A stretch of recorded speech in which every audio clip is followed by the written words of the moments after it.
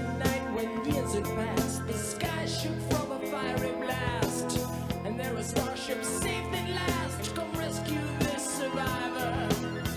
They beckoned him inside, but only man he would not ride. Instead he found a place to hide, for he's the sole survivor. Sole survivor, cursed with second sight. Haunted savior, cried into the night. Sole survivor, cursed with second sight. Haunted savior, cried into the night. Sole survivor, cursed with second sight. Haunted savior, cried into the night. Sole survivor, cursed with second sight. Haunted savior, cried into the night. Sole survivor, cursed with second sight. Haunted savior, cried into the night. Sole survivor. Radio Ici et Maintenant 95.2 FM et sur internet ici et maintenant.info. Ce soir Jean-Paul Bourg, bonsoir Jean-Paul. Bonsoir Lisandre. Bonsoir à tous. Première partie d'émission, avoir vos interventions sur un thème un peu particulier, qui est un peu récurrent chez moi, on va l'appeler la fin d'un monde, non pas du monde, d'un monde. C'est-à-dire passage d'un monde à un autre, ce qu'on perd, ce qu'on gagne. Enfin bon, c'est ma manière de faire aussi habituelle. C'est pas un argumentaire froid et avec une introspective, une recherche sur les... Bon, ce sont des moments comme ça qui passent de la réalité qui nous entoure, à plusieurs niveaux. Bon, ce qu'on voit et puis ce qu'on voit pas, quoi, les deux.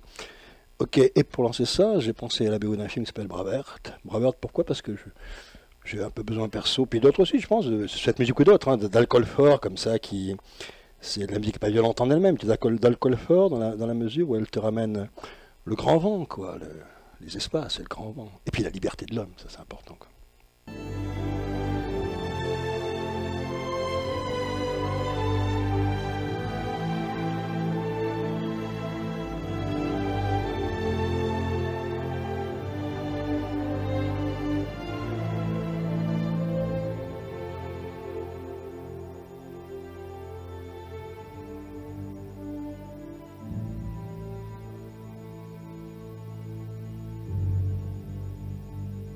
Oui, pourquoi les Landes Landes d'Écosse ou de Bretagne, celle de Braveheart, de la vieille histoire. On est en 2011, on n'est pas dans l'an à l'époque de Braveheart, mais déjà quand j'étais môme, l'an 2000, dans les années 50, l'an 2000 c'était une sorte de lointain utopique, pareil de toutes les magies, science-fiction, voyage dans d'autres planètes, perception mutante du monde, à la Matrix avant l'heure déjà. Et puis je vois qu'on est en 2011 maintenant, bien sûr, et même en février 2011. Et ça fait loin, hein. On a passé le cap de l'an 2000. Ça fait du chemin. Maintenant, par contre, donc, avec le temps, on peut comparer l'utopie et la réalité. Enfin, ce qu'on appelle réalité, hein, pour bloquer la vision et empêcher les débordements mutants. Dans les années 60, j'avais lu Le meilleur des mondes d'Huxley, puis le bouquin d'Orwell, mais sur les sociétés totalitaires, du meilleur des mondes, entre autres.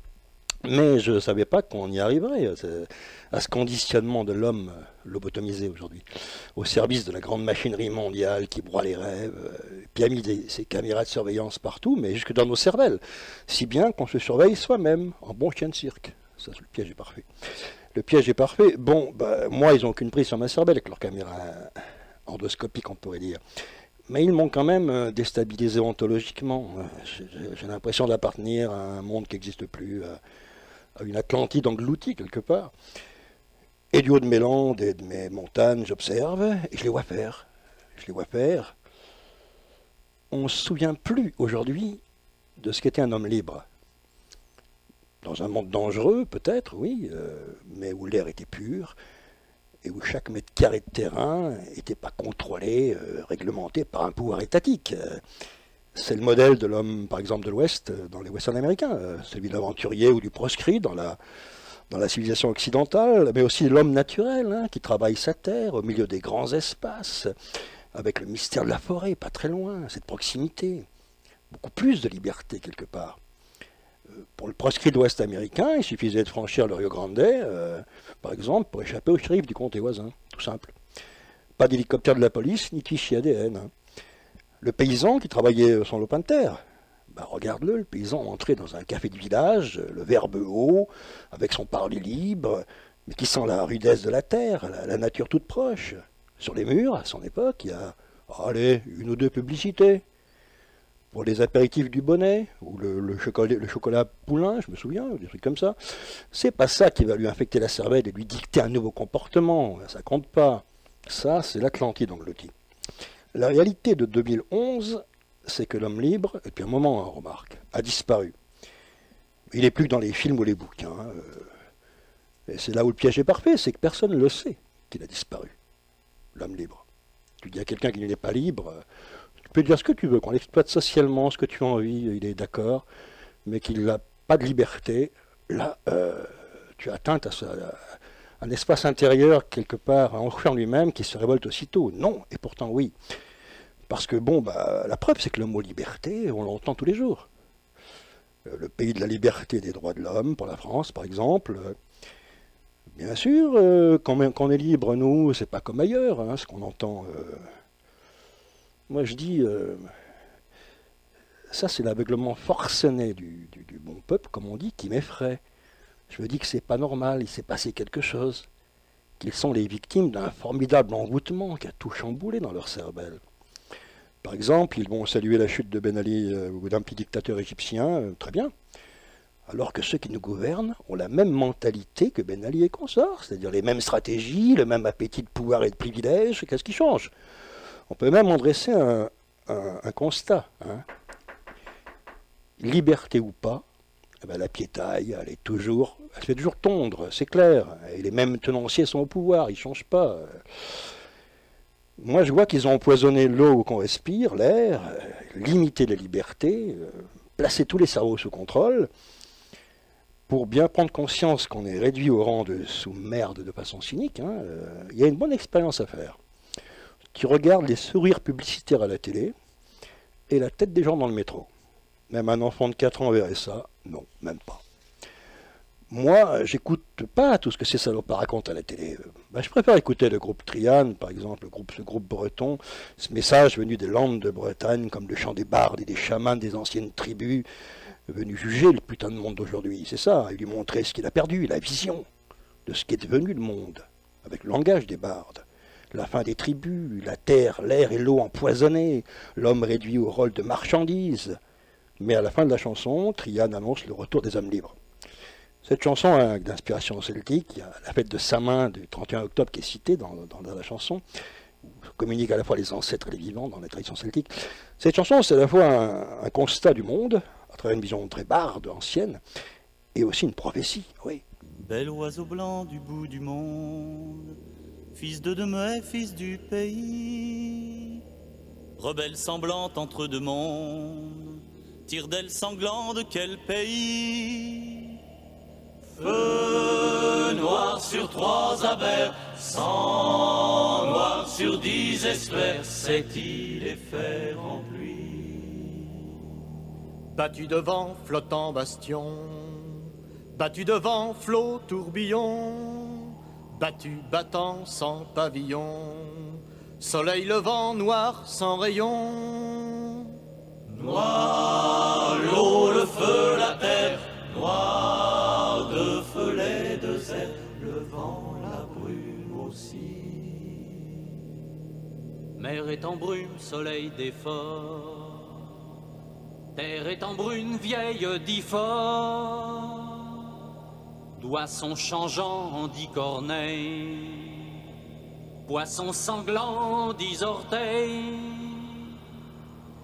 Pigeons de feu sur mer, poisons de gueux sous mer, cette île est fer en pluie. Morte saison sans floraison, morte maison sans déraison, saison perdue en oraison, moisson perdue sans rébellion. Feuillaison en hiver, fenaison en désert, des îles de fer en pluie. Discours de feu, discours de veau, concours de peu, discours des veaux, secours de peu, fut-il travaux, séjour de feu pour 1000 chevaux.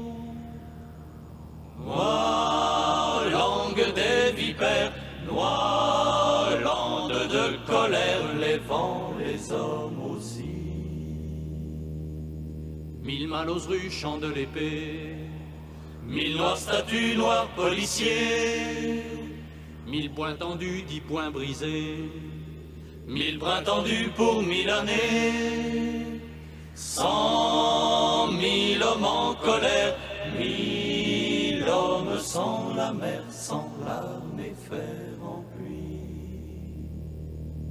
Morte tribu sans héritier, porte tribu sans à payer. Soleil fendu, bois condamné, soleil vendu, loi sont damnés. Autant que meurt la mer, autant se meurt la terre, sous peur, sous fer en pluie. jour de demain, courage ardent, jour de sa main, courage aux dents, seront les veaux perdants semblants, seront les loups perdants sans dents. Rouge fin, rouge à vert, rouge point, rouge guerre, rouge main, rouge cerf, rouge festin, rouge chair, rouge vin, rouge bière, le feu, la mer aussi.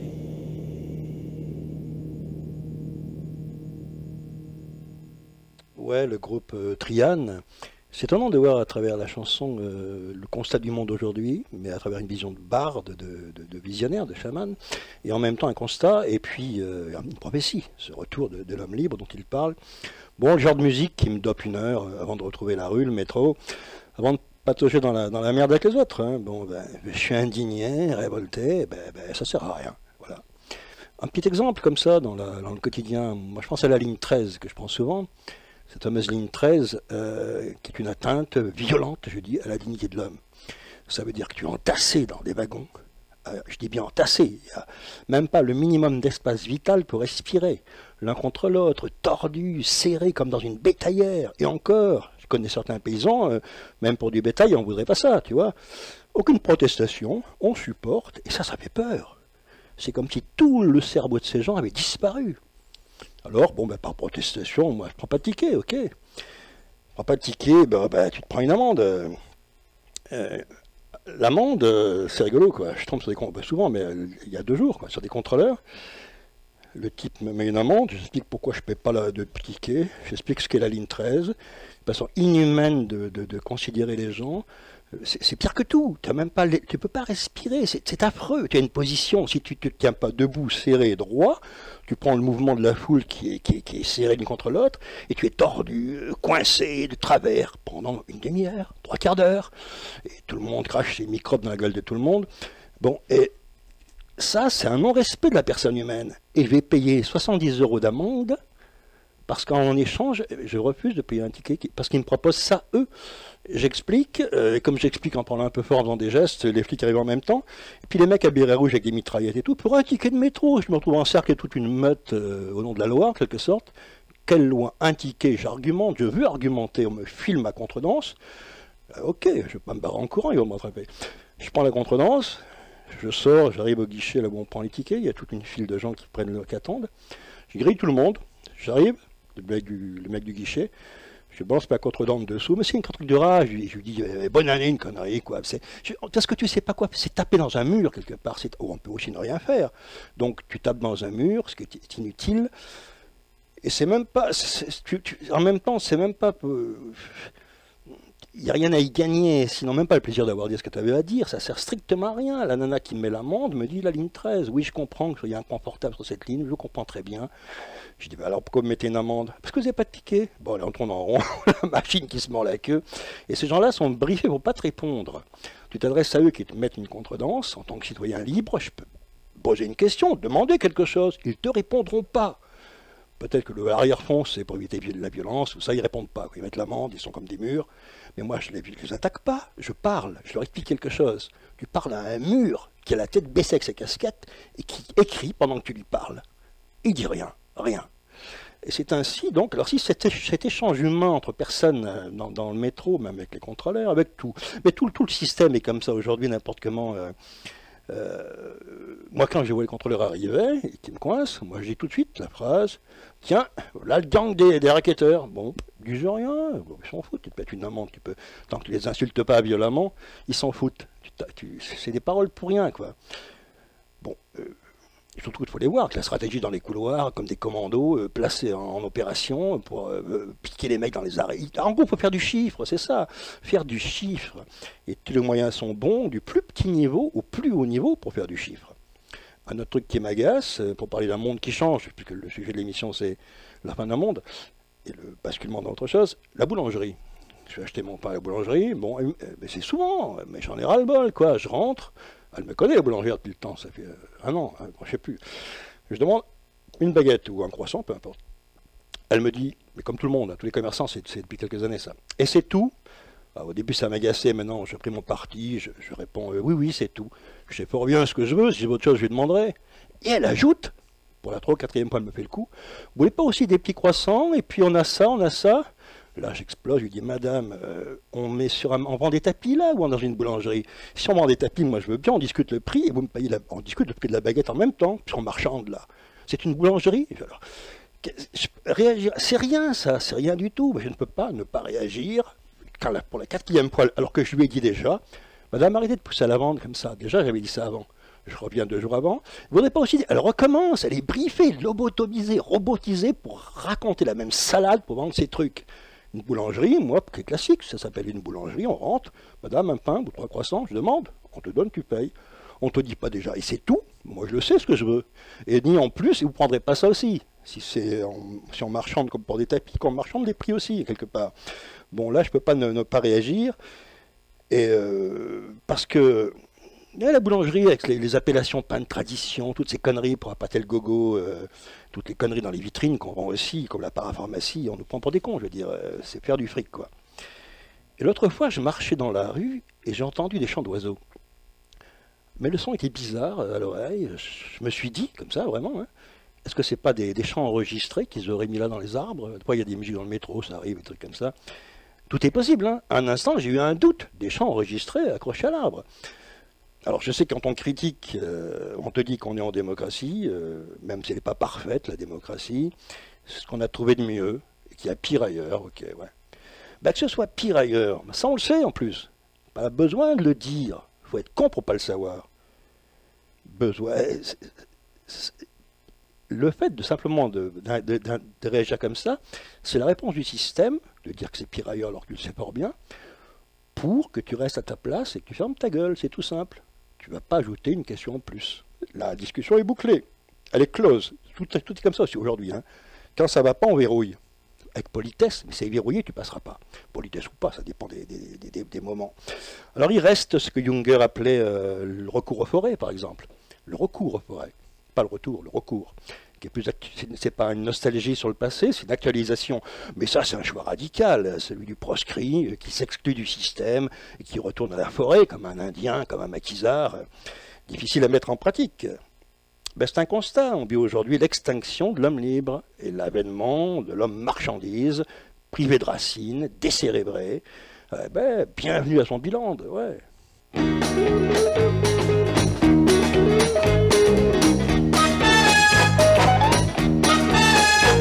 Dans un building de 20 étages, l'été comme l'hiver, tu travailles pour une société de 100 000 actionnaires.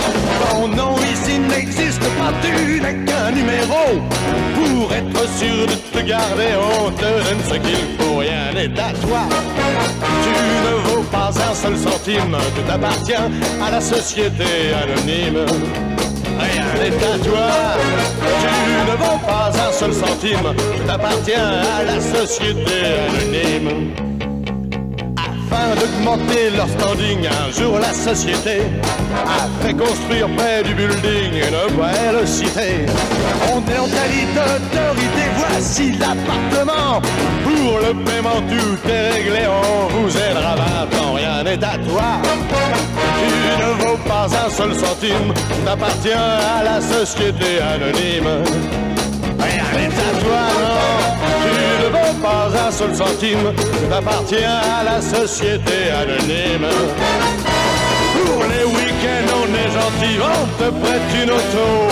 Elle est graissée, elle est lavée, une 23 chevaux. Ta petite amie te voit de loin quand tu viens la chercher. Car sur les portes, on lit très bien le nom de la société. Rien n'est à toi, tu ne vaux pas un seul centime, tu t'appartiens à la société anonyme.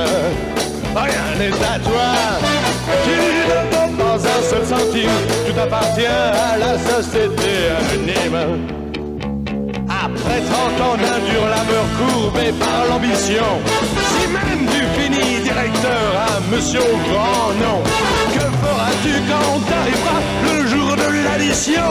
Lorsque les gens près de Saint-Pierre ensemble te diront rien n'est à toi, il ne vaut pas un seul centime, tu t'appartiens à la société anonyme. Rien n'est à toi, non, non, tu ne vaux pas un seul centime, tu t'appartiens à la société anonyme. Rien n'est à toi, non, tu ne vaux pas un seul centime, tu t'appartiens à la société anonyme. En quelques mots simples, il a tout vu, hein. Tout vu, bonne radiographie. Ben, comme on le voit, donc, l'État, le système veut réduire l'homme au rang de sous-être. J'insiste bien sur le mot sous-être. Sous-être, ça veut dire que tu n'as pas accès à la vie, pas d'accès à ton corps et à la parole, non plus, pas de pensée. La parole est coupée. On veut bien que tu parles, mais comme dans toutes les techniques de lavage du cerveau, dans le même sens, de façon obsessionnelle.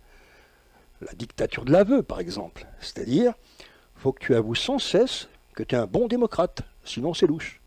C'est ce qui est louche, justement, dans l'autre sens. C'était les mêmes méthodes dans la Russie soviétique, hein, bienvenue au club. Moi, je dirais que la démocratie dans les civilisations du monde moderne, c'est une façade. Derrière, il y a le totalitarisme du non-être. On ne parle même plus de peuple. Hein. C'est enrichissant, un peuple, avec sa culture, sa différence, mais de masse.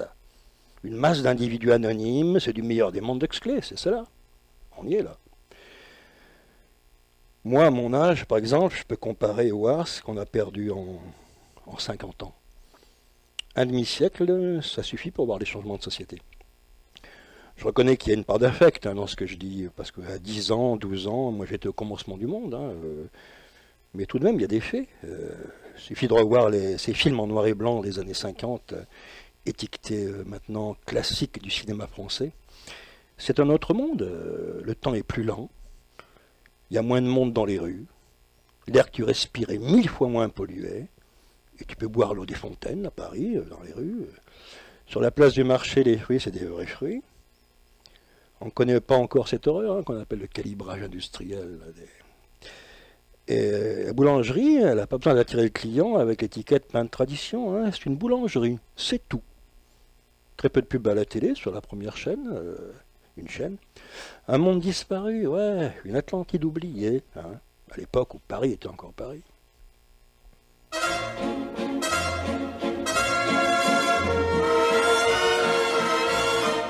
Cet air qui m'obsède jour et nuit, cet air n'est pas né d'aujourd'hui.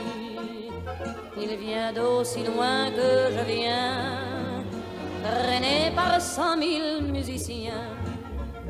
Un jour cet air me rendra folle, 100 fois j'ai voulu dire pourquoi, mais il m'a coupé la parole.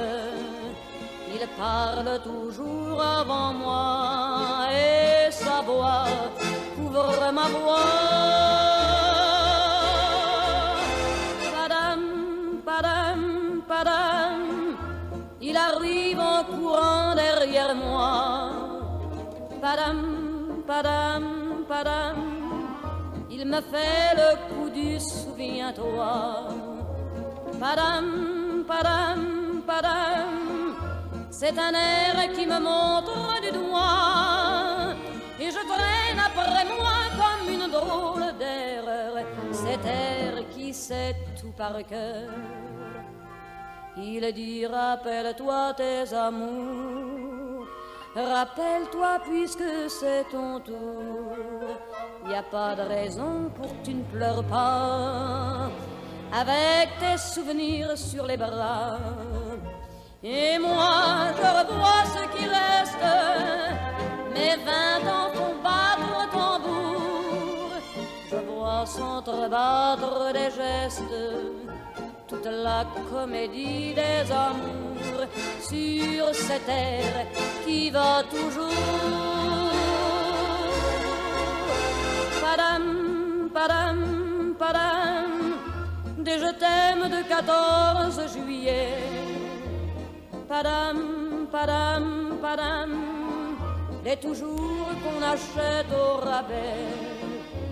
Padam, padam, padam, des veux-tu en voilà par un paquet. Et tout ça pour tomber juste au coin de la rue sur l'air qui m'a reconnu.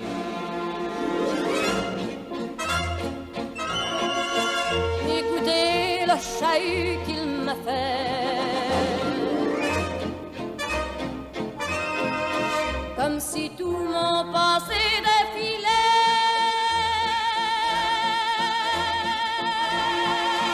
Faut garder du chagrin pour après, j'en ai tout un solfège sur cette terre qui bat comme un cœur de bois.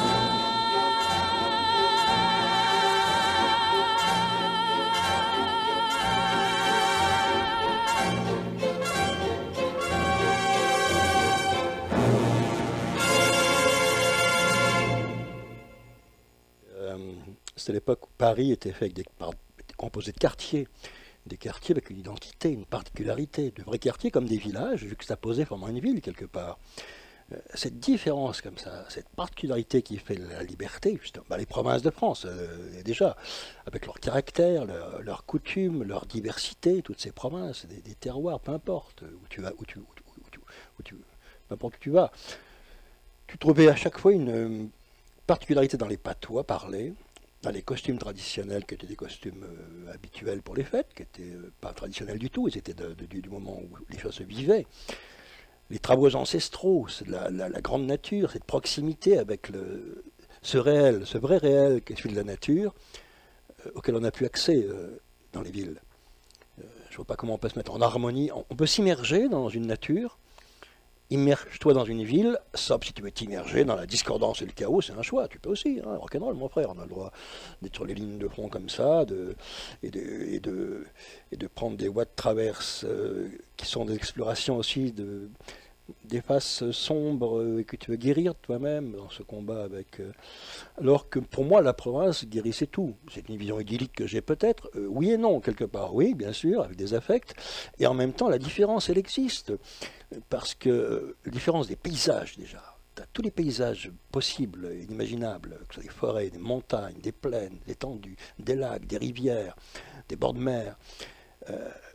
Et en même temps, ces villages qui font corps avec la nature. Ils n'ont pas été juxtaposés. On voit bien qu'en ville, c'est comme des Legos. On voit bien que les immeubles sont construits sur la terre, et même sur une dalle quelque part, avec des fondations. C'est posé là, ça a été posé là comme ça.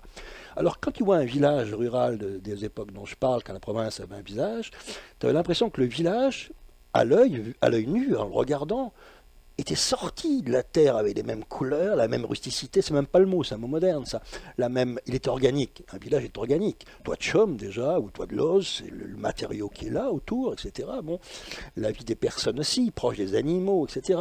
La nature et l'homme liés.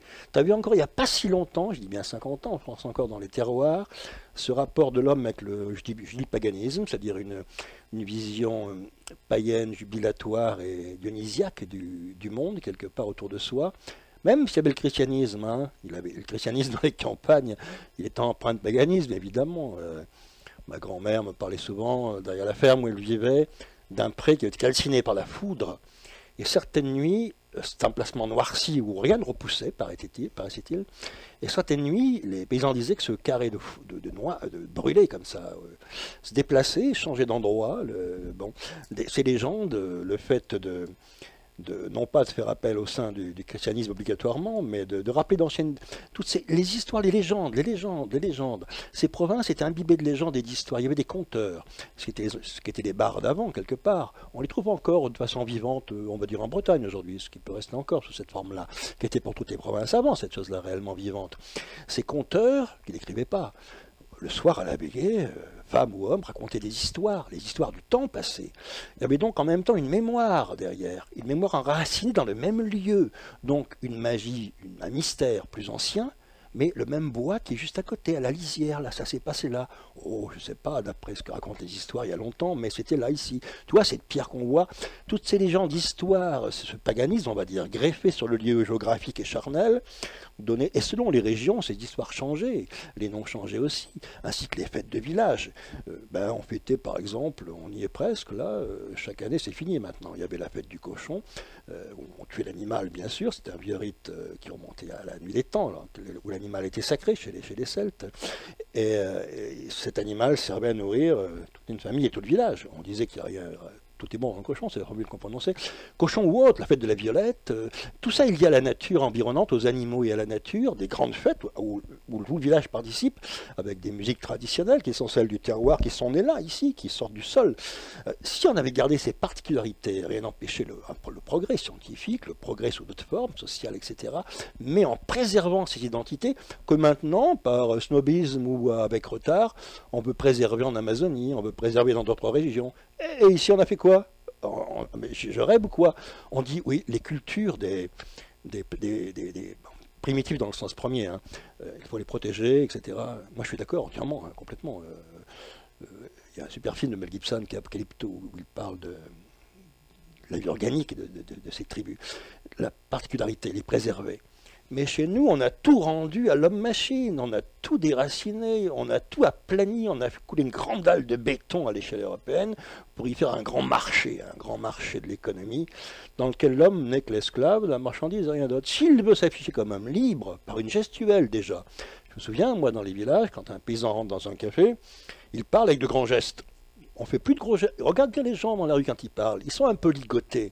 Il n'y a plus de gestuelle réelle. Des gestuelles libres, comme ça, d'être dans... En plus, le verbe haut, ça recaille dans l'accent en même temps.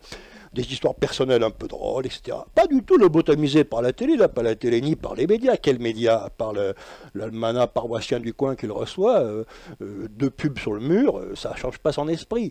Il est libre, tellement libre et personnel que dans les villages, chaque personne porte un surnom qui est caractéristique, sa personnalité, celle qui ressort. Qui en fait un personnage différent. Tous, surnoms différents. Cette façon de donner un surnom prouve bien qu'il y avait un caractère. On donne un surnom quand il y a une particularité. Là, je faisais partie de la tradition, les surnoms. Et ça remonte à la lointaine histoire, hein, bien sûr. Parce que chez les Celtes jadis, selon les actions que tu pouvais accomplir, actions, n'importe quelle forme, ton nom changeait. Ou on ajoutait autre chose. Ou le nom devenait un autre. Les Indiens aussi. Le nom était en relation avec une épreuve, une initiation, une épreuve, et non pas un espèce de patronyme social qui sert à être étiqueté, comme le fichier ADN, ça revient au même, on est déjà... Bon, ces provinces-là, on va dire, ouais, les gens cravaient la dalle dans les campagnes, c'est pas vrai d'abord, premièrement, ils avaient de quoi se nourrir, le bétail et l'élevage, les cultures. Pauvrement, oui, dans le vrai mot pauvre, pas misérablement. La misère, c'est des villes. La pauvreté, c'est noble, c'est une façon rudimentaire simple et essentielle d'être avec la nature qui t'entoure, sans chercher à avoir de faux besoins, de vouloir avaler tout ce qui est autour de toi de façon... Parce que ça, c'est le piège. Hein. Après, on fait miroiter tout ça pour nous attirer comme un électroaimant énorme dans le système. Ces provinces anciennes, avec leurs traditions, ont disparu. Hein. Maintenant, c'est du folklore dans les villages. Et encore. Quand le folklore reste, même maintenant, je vois sur 10 ans, des villages que j'ai connus qui célébraient une fête folklorique encore, que les touristes venaient voir, bon, en Auvergne, d'autres endroits j'imagine, avec les vêtements traditionnels, la bourrée, les musiques de l'époque. Même cette fête, elle a disparu, elle n'y est même plus pour les touristes. Ça veut dire que même le folklore lui-même a été gommé. Il ne reste plus que des gens qui font des affaires. S'ils mettent un McDo à côté, ça ne gênera pas, tout compte fait. Ça ne gênera même pas eux-mêmes, tout compte fait. Ils ont perdu le contact avec ce qui était l'essentiel autour d'eux. Je veux dire que ces provinces-là, était loin de l'État. L'État, c'était Paris, ou pour le paysan, allez, je prends l'Auvergne, mais n'importe quel, peu importe. L'administration, elle était au Puy-en-Velay, pour moi, par exemple, à 40 km, l'administration. Une petite ville, quoi, la seule, en pleine montagne. 40 km à l'époque, que tu faisais avec un chariot, avec des bœufs, oui. Pour eux, même à 5 km, c'est l'étranger, tu vois. L'administration, même si elle agissait sur la France, ils n'étaient pas fliqués comme on l'est aujourd'hui. Hein. Il y avait un grand espace entre l'administration et eux, déjà par la proximité. Il n'y avait pas quelqu'un sur ton dos. Alors, nécessité, bien sûr, tu avais des papiers à remplir, beaucoup moins qu'aujourd'hui. Tu n'avais pas une tonne de documents à remplir. Un seul papier suffisait, signé. Un seul papier suffisait. Tu n'avais pas une tonne. Aujourd'hui, c'est des dossiers que tu remplis. Le dossier n'existait pas jadis, tu avais un papier, un formulaire que tu signais. Le dossier était compliqué, c'était plutôt un acte juridique, d'avocat, etc. Le dossier qui est pour tout maintenant, on est en pleine juridiction et contrôle, on va dire. C'est exactement ça, c'est de la démence, les dossiers. Les dossiers, c'est quelque part, c'est du fichage, ça aussi. Dans la mécanique, dans la tension, j'en sais rien, et pourquoi pas aussi. Eh bien, bon voilà, ils ont mis à mort les identités de ces provinces, ces particularités qui font la richesse d'un pays, et de partout, les mêmes différentes, mais aussi riches. Pourquoi simplement parce que il est évident que toute la ruralité, la proximité du village avec la nature, on n'a plus besoin de paysans aujourd'hui, il en reste 300 000, je crois, je ne sais plus. Alors, bien sûr, on parle de l'agriculture à l'échelle européenne, ça veut dire que maintenant tu vis si tu as une ferme avec 100 vaches ou des hectares de culture. Moi, je parle d'une époque où les mecs avaient 5 vaches, 6 vaches, un troupeau de brebis, 4 chèvres, chaque ferme dans le village, pas plus. Ils vivaient. Il y avait la proximité, l'incroyable proximité. Maintenant, si tu élèves du bétail, c'est pour la Pologne ou la Russie, ou je ne sais pas où ça part, c'est pas pour la proximité. Et moi, je crois que la démocratie comme système dont tout le monde parle, donc moi je m'en fous de ce mot, c'est un mot bidon inventé, même mettons qu'il existe et qu'il soit vrai et beau, elle n'est possible que de façon locale, dans la proximité. Il faudrait une sacrée sagesse pour pouvoir l'étendre, ce modèle-là, ce qu'ils entendent, eux, de façon internationale. J'y crois pas, avec l'esprit de l'homme tel qu'il est, quelle mascarade. Donc, il y a des gens qui défendent encore les identités de ces provinces. Moi, je pense à un groupe qu'on a oublié des années 80, c'était Simon et les Modanais, des gens de Savoie, c'est la Savoie, là, leur province, qui avaient repris Étoile des Neiges, un morceau un peu traditionnel, qui est une classique de la chanson populaire française, de manière plus rock, comme ça, et toujours dans l'identité de leur province, à eux. Dans un coin perdu des montagnes, un tout petit Savoyard. Étoile des neiges, mon cœur amoureux, c'est pris au piège de tes grands yeux. Je te donne en gage cette croix d'argent et de t'aimer toute la vie, j'en fais serment. Hélas, soupirait la bergère, que nous diront nos parents? Comment ferons-nous? Nous n'avons pas d'argent pour nous marier dès le printemps. Étoile des neiges, sèche tes beaux yeux, le ciel protège les amoureux. Je pars en voyage pour qu'à mon retour, à tout jamais, plus rien n'empêche notre amour. Et quand refleurir les beaux jours, il s'en revint au hameau, et sa fiancée l'attendait tout là-haut, parmi les clochettes des troupeaux. Étoile des neiges, mon cœur amoureux, c'est pris en piège de tes grands yeux. Je te donne en gage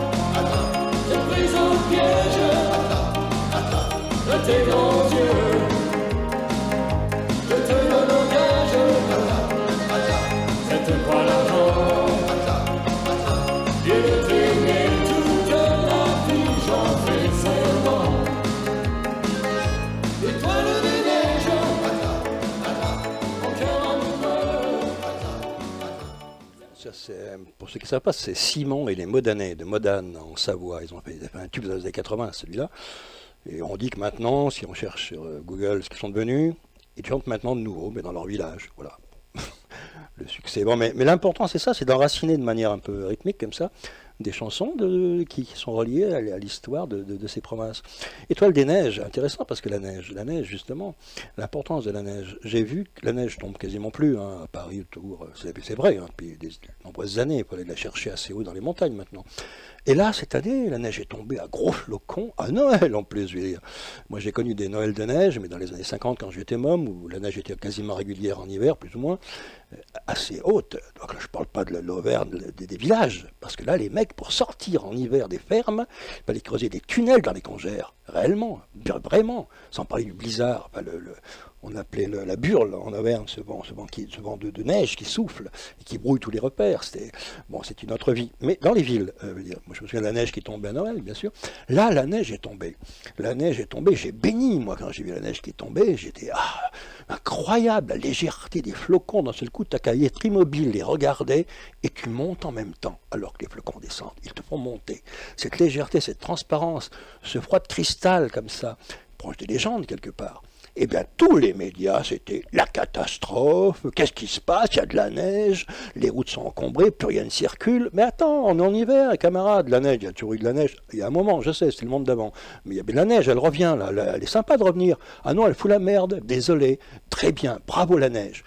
Mais la plupart des gens, faut faire attention, je me suis cassé une jambe, ou j'en sais rien, j'ai toujours connu, moi, dans les hivers, dans les années 50, des gens qui se cassaient la gueule et qui se pétaient une cheville. Ça arrivait, bien sûr, ou autre chose. Un coude, en tombant sur... Ça a toujours existé, ça. C'est une catastrophe. Alors, on parle dans les médias, ça devient un article, maintenant. Si bien qu'on a diabolisé la neige, cette année. On a diabolisé la neige, on en a fait un ennemi à fuir. Alors, les connards, quand la neige était là, je me souviens, il y avait une sorte de tiédeur quand même. Il faisait froid, mais c'était un froid, quelques degrés, pas plus, hein, je me souviens, pendant qu'il y a eu de la neige. La température baisse, justement. Quand la neige est passée, il n'y a pas si longtemps, un froid vif et mordant d'un coup. Et là, pas de problème dans les médias, le froid ne gêne pas, c'est la neige qui gênait. Elle encombrait. Alors, c'est vrai qu'on n'a plus les moyens. C'est ces fous-là, ces dingos, ils se sont dit... Bon, on a tout évacué, les provinces, les légendes, les histoires, tout dont je parle ce soir, et la neige aussi, hein. Manque de peau, elle revient, la neige. Et là, il y a, au niveau des structures matérielles, des neigeuses, etc., il y a toujours eu un chasse-neige dans les villages. Si c'était pas un chasse-neige, avant, ça se faisait à la pelle. On sortait même aux estables, puis là où j'étais. Les gosses allaient en ski, des skis rudimentaires faits par les paysans, mais des skis, ils allaient en ski ou en luge. Il y avait les traîneaux aussi avec des chiens en Auvergne. Il n'y a pas si longtemps, je parle des années 50. Vas-y maintenant en hiver là-bas. Tu verras pas ça. Il n'y a plus. Alors, en plus, c'est lié... Bon, le fait que la neige revienne, moi j'espère qu'elle reviendra l'année prochaine, un peu plus longtemps même, et un peu plus épaisse aussi. Ça me fera un grand plaisir. Alors je me pose la question, pourquoi les médias ont diabolisé la neige d'un seul coup, comme s'il y avait quelque chose. C'est étonnant cette histoire. Je ne vais pas fouiller derrière, mais c'est lié aussi quelque part dans mon esprit et dans celui des gens qui regardent la nature, au mouvement des cycles et des saisons. Hein. L'automne c'est l'automne, les feuilles tombent. Même les Indiens disaient, pour fixer la période, à la période des feuilles, à la chute des feuilles. Bon, comme ça, temporellement, plutôt que de dire le 12 février, il y avait des formules comme ça. Bon, formules aussi qu'on a connues ici jadis, troisième lune pour les Indiens, etc. Les fixations comme ça temporelles, mais liées à la nature, et non pas liées à un calendrier abstrait. 12h, 12h03, 12h04, 12h04 et quelques centièmes, on peut y aller, on peut encore vachement diviser, il y a une horloge qui fait ça, je crois en plus très bien. C'est n'importe quoi, là, on est dans l'abstraction la plus complète, là, du temps et de la personne. Et on est tellement lié organiquement à cette nouvelle abstraction qu'on est piégé dans la rapidité des événements. Tout est lié à la rapidité. Tout est lié à la rapidité. Le temps lui-même est décompté à une vitesse folle, l'horloge, les événements, les actualités, la rapidité de mouvement, de déplacement dans les villes, tout. Cette lenteur dont je parlais, qui est encore vivante dans les années 50, que j'ai connue moi enfant. Plus lent, on va dire un temps plus lent, ouais, où on prend le temps. Enfin, le temps, on fait ce qu'on a à faire. Mais en plus, on bouscule les mains. Il y avait moins de gens dans les rues, mais la démographie, ça c'est notre histoire, c'est grave en plus, mais on n'y peut rien.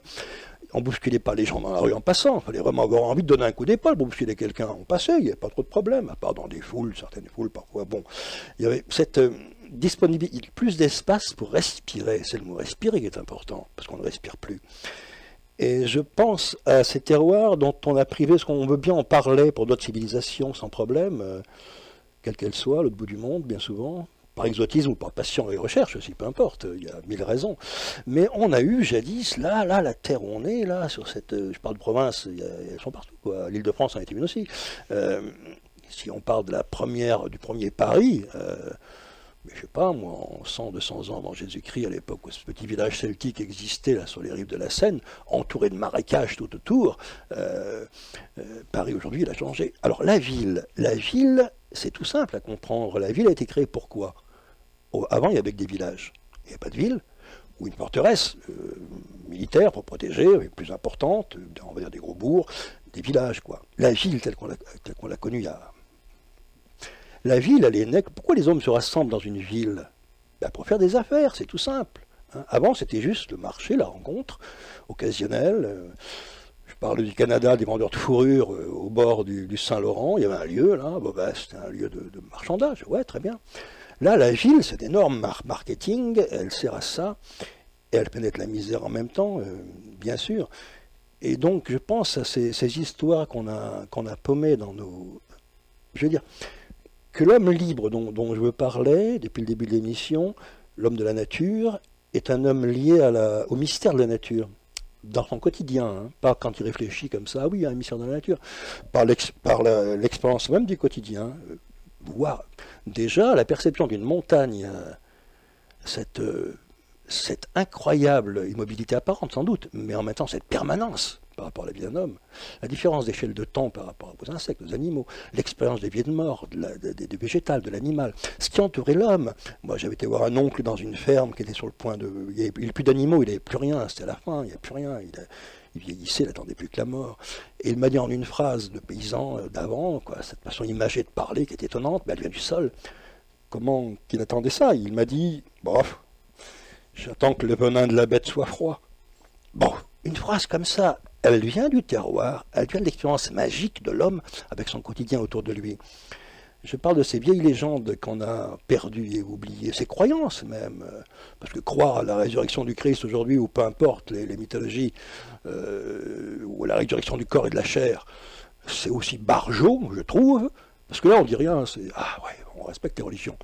Moi si je dis par exemple qu'avec le composé de 3 plantes trouvées dans la nature, on peut créer une entité, une fée, on dit il est fou lui. Mais le Christ est ressuscité, ah oui, ça c'est possible, même si je ne suis pas croyant, je respecte. Et l'histoire de la fée là, non, ça c'est un truc de barjot. Quel est le plus fou? C'est bien la résurrection. Bon, peu importe les formules que les gens emploient, ces miracles, bien souvent greffés sur le christianisme. Cette légende, cette fée s'appelle Blood dans les légendes celtiques de l'Europe ancienne.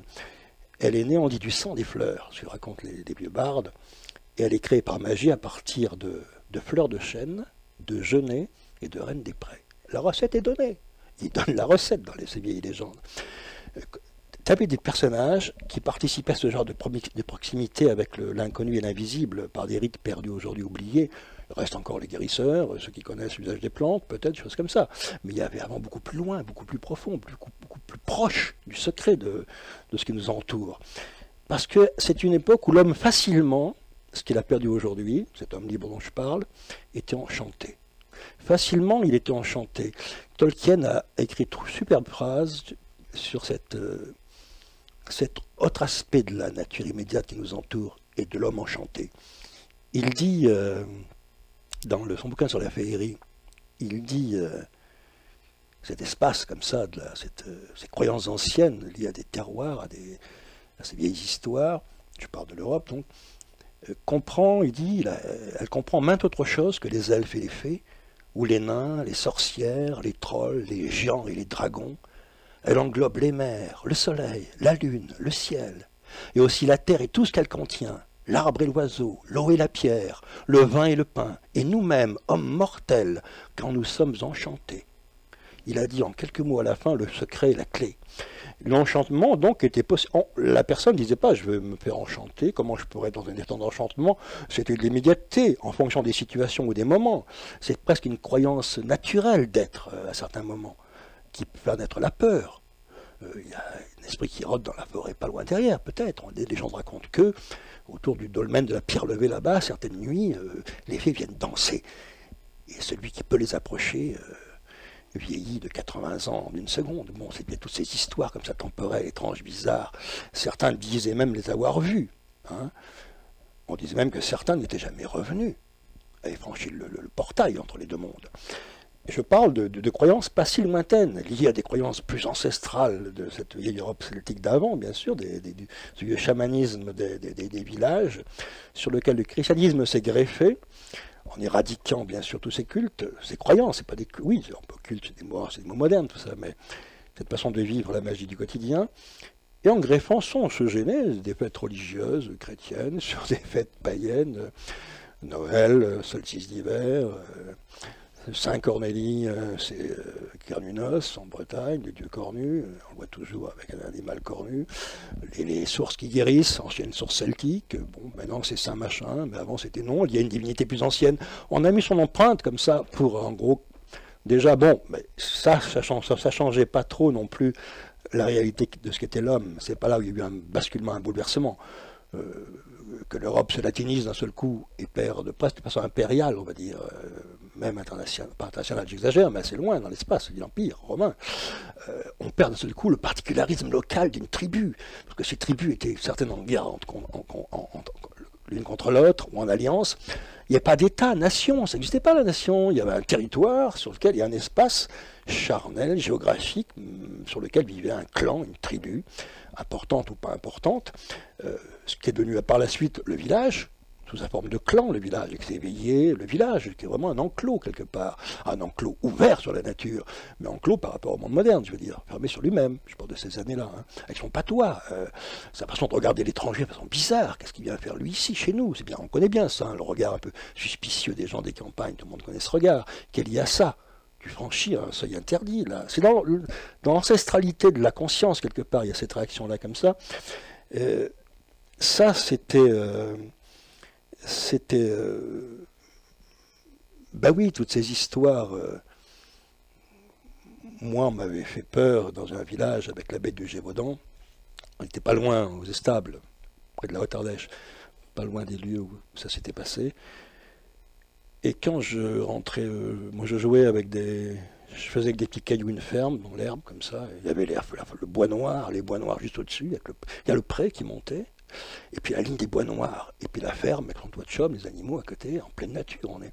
Alors avec des cailloux, je faisais une ferme. Puis les pommes de pin, ça faisait les vaches. Je jouais à la ferme à côté, à la ferme de mes oncles quelque part. Mais ce bois noir, je l'ai encore dans ma cervelle en sensation forte. Parce que quand je regardais la lisière, c'est la lisière du bois, voilà, c'est ça. J'avais l'impression que la peur était nichée là, une peur ancestrale donc.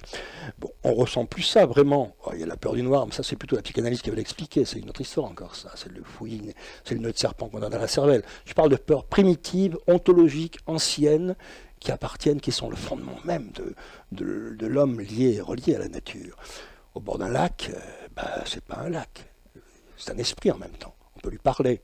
La preuve, si tu tends l'oreille, l'eau fait du bruit, on l'entend à l'oreille. Elle a un langage particulier, chez les oiseaux aussi, enfin, la nature bouge, elle émet des sons, elle parle. Même la pierre, le cristal, les pierres vibrent, elles parlent, donc tout parle quelque part. Et les anciens savaient se connecter vibratoirement avec tout ce langage comme ça. Maintenant pour nous c'est de l'immobilité, la parole est coupée entre nous et la nature. Les ponts sont dynamités, les chemins renversés, il n'y a plus de retour possible sous cette forme-là du moins. Si on le veut, c'est un engagement, une nouvelle vision qu'il faudrait avoir du monde.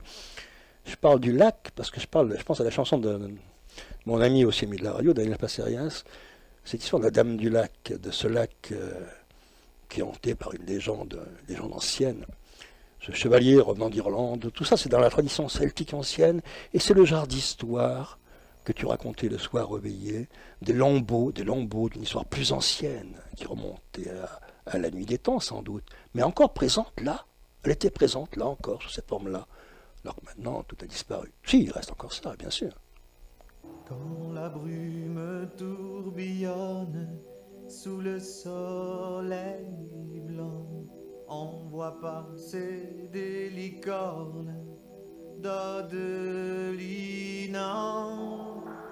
elles viennent, mon gentilhomme, de fortune au mon parent, porter les clés du royaume à la belle au bois dormant. Quand le vent est sur la lande, sur l'eau des marais, on voit s'en venir d'Irlande quelques chevaliers. Ils viennent, mon gentilhomme, dans nos pays de tyrans, porter les clés du royaume pour nos cœurs dormants. Longue, longue est la portée de l'arc qui décoche la flèche pour la dame du lac. Longue, longue est la portée de l'arc qui décoche la flèche pour la dame du lac.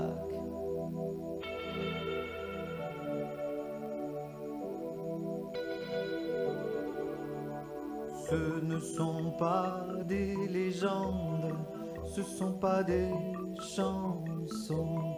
Dans l'écorce, il y a l'amande, dans le verre le papillon. Je chante, mon gentilhomme, oh, pour que tous les passants cherchent les clés du royaume par n'importe quel temps. Je chante, mon gentilhomme, pour donner la paix avec des joueurs de cromone et des cornemusiers.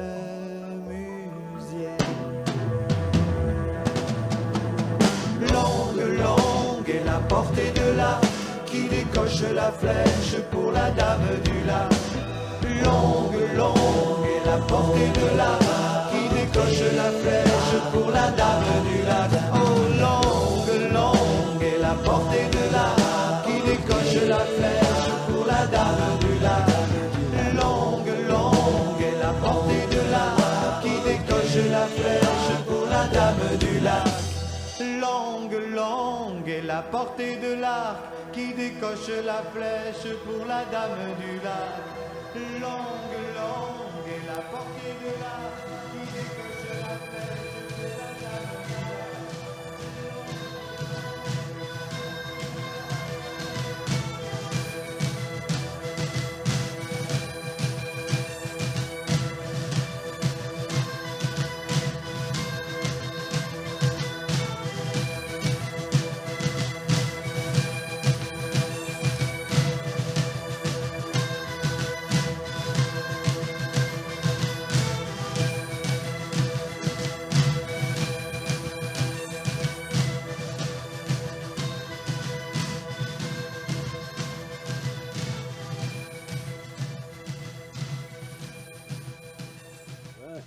C'était l'époque où la légende avait un visage, on pouvait la voir marcher, où elle appartenait au quotidien des hommes, et où elle se nichait dans les inframondes, mais pas loin, même pas dans les arrière-mondes non plus. Elle est comme ce qu'on voit avec l'écume des choses, bien sûr, tout le monde le sait, sur la palissade. Donc, mais elle venait, elle se montrait. Je me rappelle cette phrase du Peter Pan de James Barrie, quand ils vont découvrir le pays imaginaire, l'île du pays imaginaire. Il dit, dans le livre, dans le film je crois pas, dans le livre, que c'est pas eux qui allaient vers l'île. Il dit, Peter Pan, que l'île venait à eux. Intéressant comme démarche. C'est ce que tu cherches qui vient à toi quelque part. Et ben, c'est une vision qu'on a perdue aussi, ça, de la perception du devenir, de ce qu'on est, de ce qu'on cherche, de ce qu'on veut atteindre, qui n'est pas dans le lointain chimérique, qui est en mouvement. Ce qu'on a perdu, évidemment, c'est la connexion. Mais on n'a pas la possibilité, en plus, c'est impossible. On parle de légende, la Dame du Lac. Peut-être, tu peux aller te perdre au bord de la forêt de Brocéliande, ou même, peu importe, n'importe quelle forêt, au bord d'un lac, où une légende survit et retrouver une connexion avec cette présence. Oui, ça c'est vrai, bien sûr, on peut le faire, ça. On peut le faire, mais c'est à faire. Pour retrouver l'ancienne vision, c'est à faire. Mais bon, mais ça c'est vraiment minoritaire comme perception, comme retour à la perception, parce qu'en général, c'est pas ça qu'on voit. Je parlais des villes, tout simplement, la transformation des villes déjà années 50, avec très peu de boutiques, moi je me souviens très bien les rues en bas, les rez-de-chaussée, il y avait des boutiques, très peu de boutiques, il y avait des boutiques, ouais, bon voilà. Maintenant, tu marches dans une rue, le rez-de-chaussée de toutes les rues, pour chercher une porte cochère, il faut mettre du temps. C'est rempli de boutiques. La porte cochère, tu la cherches. Le 41 rue machin, entre les boutiques machin, tu cherches une porte cochère. Ah oui, là, la porte, là. Normalement, une porte cochère, elle est sur le mur. Déjà, bon, c'est un peu spécial, cette construction à étage. Mais bon, admettons. Parce que là, encore une autre histoire. L'histoire de construire des maisons à étage, des tours, de cette façon-là. C'est une manière aussi, d'une part, d'enlever la dignité de l'homme, de le priver du contact avec la terre, de sa liberté d'être sur la terre libre, et d'être comme ça, de façon carcérale et policée, avec politesse, pris dans ce système-là. Pour répondre à tout ça, il y aurait une méthode, tout compte fait, puisque tous ces gens parlent de démocratie. Moi, je leur propose un truc qui est dans la démocratie, il me semble, hein, ou alors je dis une connerie, parce qu'on n'en parle plus. C'est un mot qu'on n'entend plus du tout nulle part, le mot référendum. Le mot référendum, on l'entend plus du... C'est un mot qui a été zappé du discours politique. Ça veut dire qu'on ne te propose jamais un référendum populaire.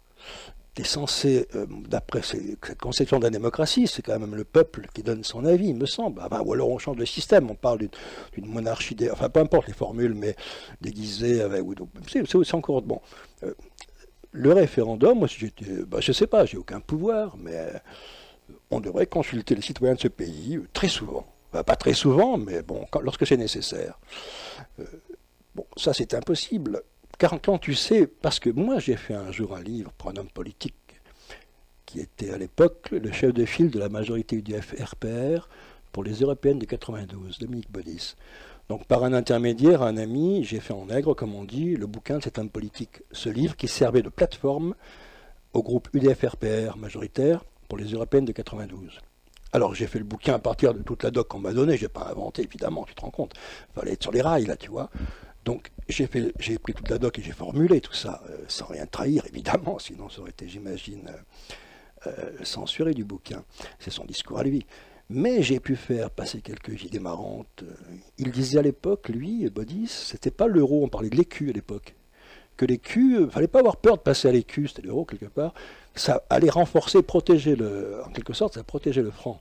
Moi j'ai fait un jeu de mots dans le bouquin entre l'écu du chevalier, puis le franc, les tribus de franc, bon, mais c'est pas dit comme ça dans le bouquin, mais c'est un clin d'œil, mais c'est pas ça que je veux dire, c'est pas important ça. J'ai fait le bouquin en nègre, j'étais payé pour, basta, même si je l'ai révélé plus tard dans une émission et ça m'a valu un procès de la part de Baudis, bon il n'y a pas eu de suite, mais bon peu importe. C'est pas ça que je veux dire. Dans le dossier envoyé, reçu, l'Assemblée nationale, tous les docs qu'on m'a confiés, il y a un texte qui n'était pas prévu dans le dossier, qui était là par mégarde, que j'ai toujours. Je ne l'ai pas là, dommage. C'est un texte, à l'époque dactylographié, signé et tout, par un conseiller politique, qui donnait à Baudis, et donc du Hof, des conseils pour se comporter d'une certaine manière face aux électeurs et dans ce combat pour les européennes, en quelque sorte. Les formulations, elles étaient noir sur blanc. Je les ai été... Enfin, bon, je m'en doutais, mais là c'est tellement évident. Qui va démentir ça? Quand il dit énorme, faites, alors j'ai plus la phrase, mais faites des propositions phares, ça a commencé comme ça. En gros, peu importe si on les fait, on réalise ou pas par la suite, mais faites des propositions phares. Bon, déjà tu comprends là que mais c'est énorme. Autre chose, plus on parlera de l'Europe, moins, parce que c'était le passage à l'époque, à l'euro presque, on y arrivait, moins le français donc aura l'impression de perdre la nation, son appartenance nationale, il passera facilement. Il y avait plein d'arnaques pour l'agriculture aussi, je me souviens, des formulations cyniques et mensongères de manipulation, noir sur blanc, écrites par un conseiller politique. C'était dans le dossier qu'on m'avait confié par mégarde, le papier est à l'intérieur, ce qui prouve bien que là c'est tout simple, la simple phrase de dire « faites des propositions phares », peu importe qu'on les réalise ou non, l'important c'est qu'elles soient proposées. En gros, c'est ça la logique de ce qui est dit. Mais ça mérite une révolution. Ça mérite ce mec là dehors, tous ces mecs là dehors. Simplement ça, noir sur blanc, c'est écrit, c'est vrai, c'est pensé comme ça. Ils s'en foutent en vérité. Hein. Ils tiennent le jeu et rien d'autre. Ils manipulent le jeu. Face à ça, il n'y a pas de réponse, hein. T'as aucun pouvoir, t'as rien, on est désarmé, désarmé. Avant, face à un dictateur, un vrai, avec une casquette, bah, tu prenais des armes et tu faisais une révolution. Bon, il n'y a plus de dictateur pour ton casquette, ça fait mauvais genre, tout de suite on le reconnaît et puis on fonce sur lui, on est d'accord, hein. Il n'y en a plus, on peut rien dire. C'est sournois. Il est où? Il y est, hein. Mais il n'a pas de visage. C'est pas monsieur un tel. C'est un système mis en place comme ça, qui fonctionne pour des raisons strictement, cyniquement économiques et rien d'autre. L'individu est broyé. Mais on va te tenir l'inverse, ce qui prouve le mensonge, des discours humanistes de plus en plus appuyés, de plus en plus soulignés, Arrêtez de nous prendre pour des cons, c'est exactement ça. Mais déjà, ça on peut le dire.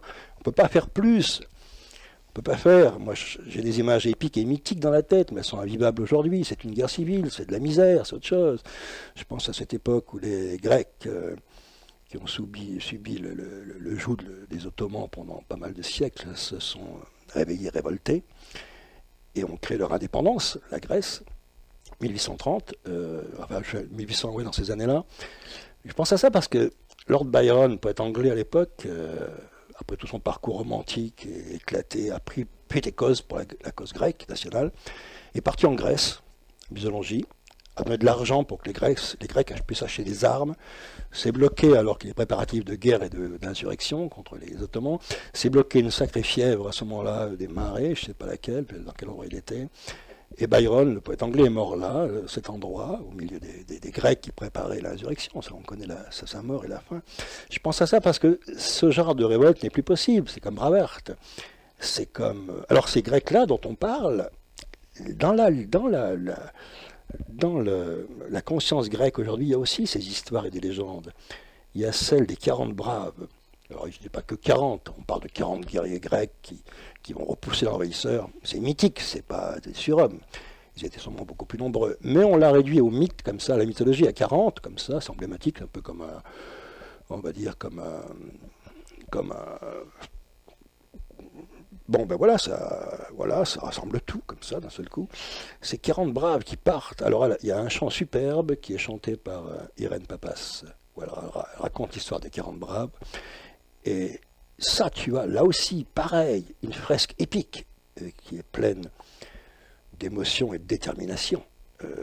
La vie, la mort, c'est la liberté, c'est le thème de Braveheart. Qu'est-ce que c'est? Est-ce que la liberté n'est pas plus importante, celle de l'homme libre, que la petite vie emprisonnée, et puis la mort dans le système qu'on a bien voulu, dans lequel tu es, parce que tu meurs là-dedans, hein. Tu vas dans leur cimetière à eux, dans leurs hôpitaux à eux, tu quittes pas le système. Va essayer de mourir en forêt, noblement, c'est-à-dire au milieu des bois. J'ai le droit, on va prendre mon corps, on va le ramener, on va le foutre dans un truc, on va le mettre dans un système funéraire, machin, on va me refoutre dans le système, hein. T'as même pas le droit de choisir ça, j'y crois pas. Donc ces 40 braves, c'est pas maintenant qu'ils vont surgir dans ce piège tel qu'il est conçu aujourd'hui, parce que là, on est complice, ils nous ont rendus complices du piège. Donc on n'a aucune velléité en vérité, on a l'impression... ils ont parfaitement créé, même toute révolte est résorbée, réintégrée aussi par le système sous forme de spectacle médiatique. Donc le système se nourrit lui-même de sa propre adversité ou son propre, entre guillemets, contre-pouvoir, mais de vrais 40 braves qui arriveraient pour libérer un pays, par exemple, c'est de la mythologie et de la légende, oui, simplement, on voit ça au cinéma.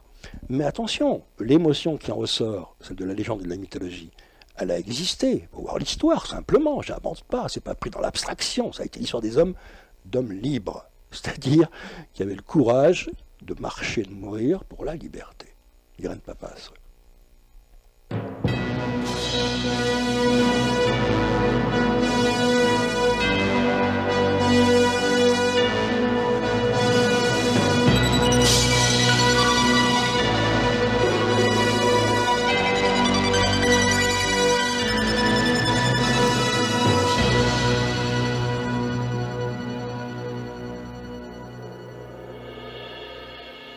Saranda Pali Karya Potile Moratile Vaharya Saranda Pali Karya Potile Moratile Vaharya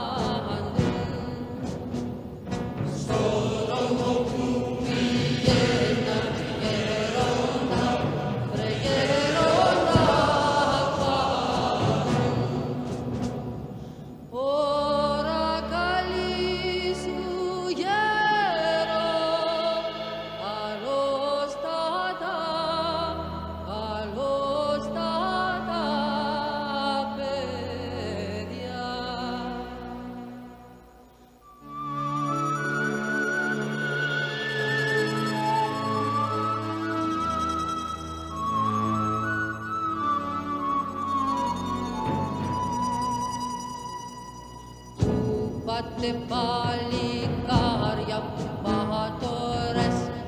upatores pedia. Upate palikaria, upatores pedia.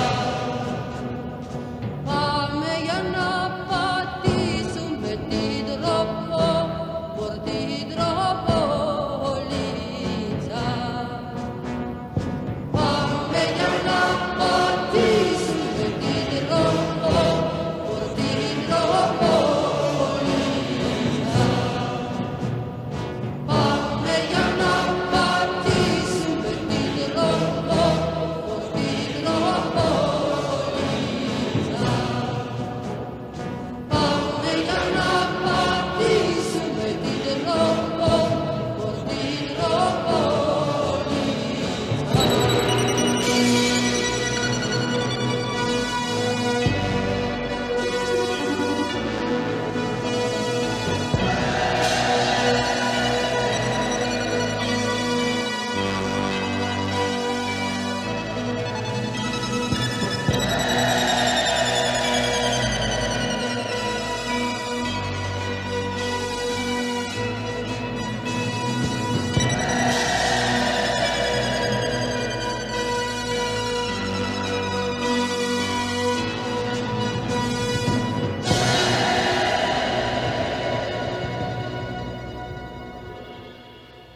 Ouais, une grande dame, Irène Papas. C'est vrai que les légendes ne font pas partie du quotidien de l'homme aujourd'hui. Ou alors dans le fantasme, ou le plaisir réveille une histoire comme ça, un film, un livre, mais pas dans l'urgence de son quotidien. Alors que les croyances, oui, religieuses, peu importe lesquelles, hein, aujourd'hui, celles du monothéisme aujourd'hui par exemple, ou d'autres, hein, des croyances qui sont celles de peuple, carrément. Je parle là de croyances qui ont quasiment disparu, et qui étaient pourtant, moi c'est ce que je pense, beaucoup moins abstraites, plus proches de la nature, puisque reliées immédiatement à la nature. C'est-à-dire que là où maintenant nous on voit un arbre, qu'on appelle un arbre d'abord, parce que nous on a tout vite fait, on fait très vite, hein, on dit un arbre, il a été nommé, ça suffit, c'est un arbre. Un mec qui connaît un peu plus te dira quel arbre c'est tout. Il porte un nom qu'on lui a donné nous. C'est pas le nom de l'arbre, en vérité, il n'a pas un nom l'arbre. Peu importe, on peut donner. Les anciens dont je parle donnaient aussi des noms aux arbres. Mais parolier, on ne dit pas un chêne, comme ça veut rien dire un chêne, ou bien un arbre, c'est rien. C'était le nom d'un esprit habitant l'arbre. C'est-à-dire qu'ils étaient en communication. Quand on voit un arbre, nous, il peut y avoir l'émotion, bien sûr, d'un paysage qui est superbe. Ah putain, c'est beau, on va dire. Hein. Là, il y a eu un souffle du paysage sur soi. Pas plus, mais c'est pas mal, c'est bien. Hein. Mais pour les anciens, c'était ça, plus loin encore. Ça veut dire que c'est pas putain, c'est beau, c'était ça parle. Et tu pouvais aller parler avec la proximité des choses. Une source, t'approcher, entendre, parler, confier, demander quelque chose. Toutes ces croyances étaient ancrées dans le visible, autour de soi. L'invisible était à quelques millimètres derrière l'apparence des choses qu'on voyait. Parce qu'après tout, le parfum d'une fleur, c'est invérifiable visuellement et physiquement. Avec ma main, je ne touche pas du parfum, je sens simplement. Bon, ça le fait d'accord. Mais tu as d'autres sens. Cette façon sensitive, en gros, on est amputé de nos sens quelque part. Nos ailes d'oiseau pour voler, elles ont été reniées. On a des moignons d'ailes aujourd'hui. Les anciens savaient voler, quelque part.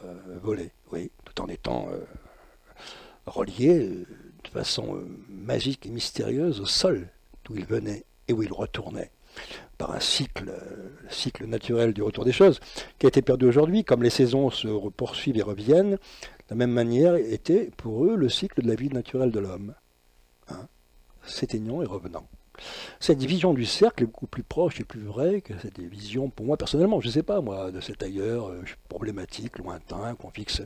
C'est encore plus abstrait, plus barjot comme croyance que la croyance immédiate dans la réalité magique des choses qui nous entourent, qu'on a perdu.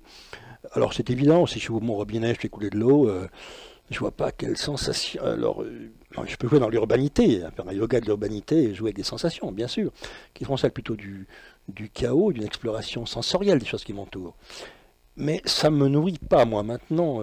C'est comme si quelqu'un qui veut de l'eau pure, qui en a marre de bouffer de la merde, il veut boire Il peut boire de l'eau pure, avec ses mains dans la rivière, ou même dans un verre, je m'en fous, mais de la vraie eau vivante, de l'eau vive.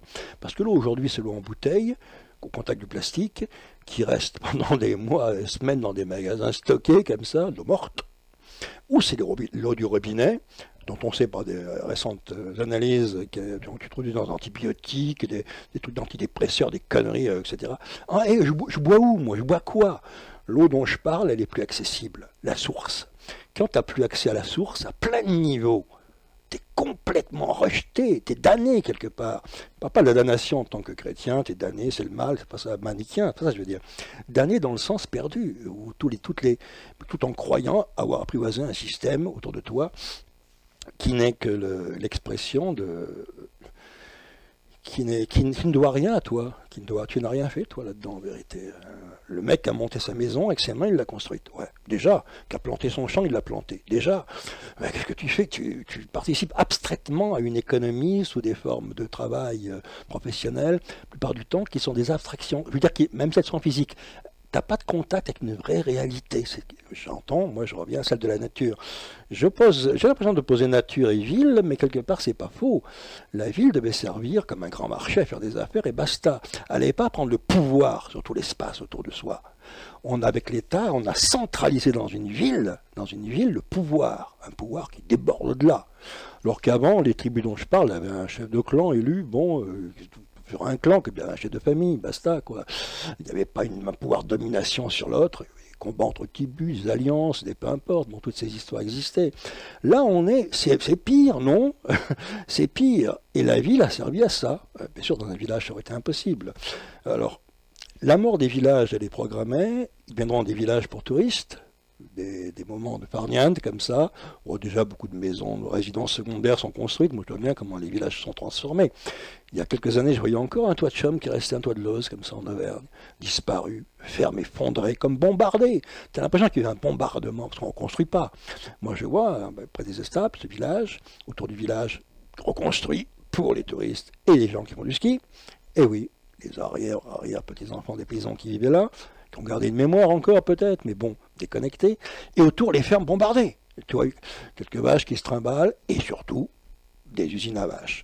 Une espèce de hangar recouvert d'aluminium sur, je sais pas moi, des dizaines de mètres comme ça, d'aluminium, avec du béton parpaing, et dedans il y a 100 vaches parquées comme ça, et ça sert pour la viande, etc. quoi. Ça, c'est à l'échelle européenne, ça c'est des paysans comme ça, ou des cultures. Les cultures, c'est-à-dire prendre la plantation, mais alors on est quoi là? C'est la démesure, j'y crois pas. Le mec qui veut vivre juste avec l'essentiel de sa vie immédiate, ça lui suffit, bordel. Ce qu'il cherche, la grande aventure, elle est présente là, il n'y a aucun problème, il a tout pour lui. Celui-là, il ne peut plus vivre aujourd'hui. Il est rejeté, il peut prendre que son fusil de chasse s'il a envie, mais il est perdant. Ou bien se flinguer, mais ça sert à quoi? Ou bien être esclave du système, il l'est. Ou bien être lucide et déchiré, certains le sont aussi. Ou bien attendre un grand bouleversement. Ouais, comme les volcans d'Islande, par exemple. Un tsunami, je sais pas, n'importe quoi. La nature qui a la parole, pour une fois. Parce que quand elle a la parole, la nature, vraiment, l'homme, avec tout ce qu'il a construit aujourd'hui, avec la supériorité condescendante des choses, la nature est en dessous de la maîtriser, il n'a rien maîtrisé du tout. Un peu de neige paralyse tout, il ne faut pas rêver. Donc, multiplions le phénomène, on va voir la réponse de l'homme. C'est en ça que je suis content. Parce que cet homme qui a construit ce système carcéral dont je parle, il est perdant. La nature, elle aura le dernier mot. Elle se réveillera, elle, avant l'homme libre. Elle générera dans son réveil des hommes libres, bien sûr, mais elle commencera par se réveiller. Quand les volcans d'Islande ont explosé, le volcan, moi j'étais aux anges, j'ai dit enfin, putain, la nature ouvre sa gueule, ça paralyse tout l'espace aérien européen pendant des semaines, mais bravo, là c'est un contre-pouvoir d'un coup qui se réveille, c'est la nature qui a parlé. Pour les anciens, un volcan, c'était pas un volcan, c'était une source d'énergie vive, il y avait un esprit qui était là, c'est comme le réveil d'un dragon quelque part, hein. C'était relié à ça. Nous on voit le volcan comme un volcan, si on a une vision scientifique ou géologique ou telle qu'elle est apprise. On l'a appris comme ça, le voir, comme l'arbre dont je parlais tout à l'heure. Pour les anciens, tout était vu autrement que ce qu'on voit nous. Le regard n'était pas le même. Le volcan était une étrange bestiole en activité, quoi, une entité. Cette vision n'est pas plus fausse, parce qu'elle est vraie. C'est une particularité en activité, une énergie, quelque chose qui se passe, qui est vivant, qui est énorme. Aussi vrai que la vision scientifique est même plus froide quelque part, et qui tue les réalités actives du volcan. dans son indépendance. Bon, la Terre, elle est faite pour respirer, pour exploser, pour se modifier, et l'homme sera toujours perdant par rapport à la nature. Ça, c'est ce qui sauve et qui rend optimiste. Parce que cette nature dont je parle, c'était celle non pas des grandes nationales ou autoroutes à 4 voies, machin, qui sillonnent le paysage. Avant, j'allais en Sologne chercher des étangs en Sologne, celle du Grand Maulne, etc. Ben, quand même que je me perde un peu, que j'aille dans le village, parce que j'avais lu le bouquin qui s'appelle Nancy, donc l'étang n'était pas très loin à côté. Bon, il y a sur la carte, c'était noté aussi, bien sûr. Maintenant, sur cette autoroute qui traverse la Sologne, sur Vierzon, tu as un gros panneau bleu avec une flèche, étang de Sologne. Bon. Et voilà, mon pote, t'as qu'à suivre un touriste bien discipliné.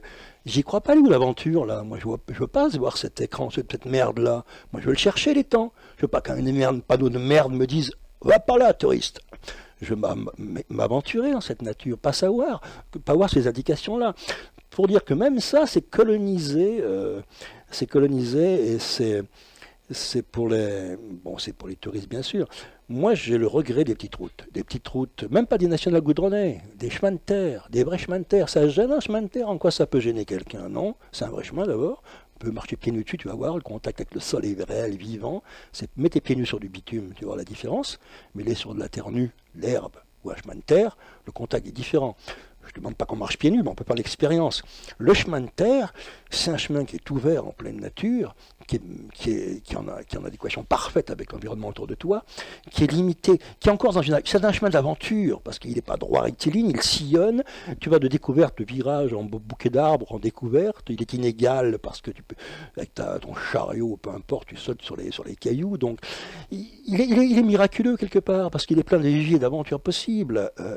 Pas comme les lignes droites qu'on suit abstraitement du point A au point Z en regardant rien d'autre que la ligne de mire des phares. J'y crois pas, avec rien autour. Du béton, du bitume, des néons qui brillent.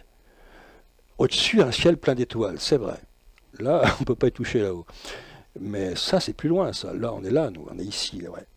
Donc ces petits chemins de terre, parce que moi, j'ai pas connu, j'ai connu des chars à bœufs quand j'étais gosse dans les fermes, même s'il y avait un tracteur. J'étais monté sur des chars à bœufs, et je me souviens très bien, superbe, quand l'espèce de roue cerclée de fer se met en mouvement, tu es dans le char à bœufs, il y a les bœufs, le paysan il donne petit coup de bâton, d'aiguillon, pour avancer les 2 bœufs qui tiennent 2 bœufs d'attelage. Donc le char commence. Moi je me rappelle de la première fois, ça m'avait marqué parce que je n'étais pas habitué. Moi je venais de Clermont-Ferrand, une ville quand même. Quand ces 2 roues cerclées de fer se mettent en mouvement, il y a ce mouvement physique du char sur la terre qui se déplace, sur le chemin, la sensation que tu ressens toi, qui n'est pas connue, parce que c'est pas comme ça qu'on se déplace habituellement, elle est purement organique, elle est purement reliée. Alors sans aller jusqu'à là, mais si, parce qu'il y a dans l'histoire des nostalgies comme ça qui restent.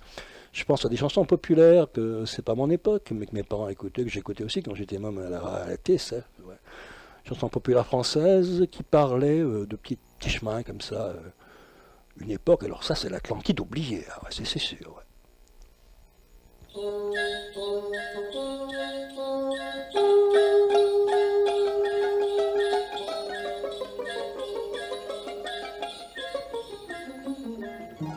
Mon arrière-grand-mère m'a conté l'histoire de son mariage. C'est un beau roman du temps passé qui débuta au cours d'un voyage. En ce temps-là, pour aller loin, on connaissait à peine le train et l'on trouvait déjà bien beau la voiture et les chevaux. La petite diligence sur les beaux chemins de France s'en allait en cahotant, voyageur toujours content. Il y avait un vieux notaire, un curé et son bréviaire, une fille à marier, un monsieur très distingué. Le notaire dormait, le curé priait, la belle rougissait en silence. Le monsieur parlait et lui récitait des rondeaux et des sonnets. La petite diligence sur les beaux chemins de France s'en allait en cahotant par la pluie et le beau temps. Lorsque les chevaux péniblement avait fait 30 kilomètres. À l'hostellerie du Cheval Blanc, on passait la nuit pour s'en remettre. Pour aller de Paris à Tours, il fallait bien au moins 8 jours. Évidemment, ça donnait le temps de se connaître amplement. La petite diligence sur les beaux chemins de France s'en allait en cahotant, voyageur toujours content. Lorsque la côte était dure, il descendait de voiture et poussait allègrement, car c'était le règlement. Le ciel était bleu et le beau monsieur faisait les 12 yeux à la belle, tandis que le curé se disait « Oh ça y est, ces deux-là, je vais les marier ». La petite diligence sur les beaux chemins de France arriva enfin à Tours, et c'est tout le roman d'amour. C'est toujours pareil en France, mis à part les diligences. Quand on veut se marier, il faut savoir voyager. Il faut savoir voyager.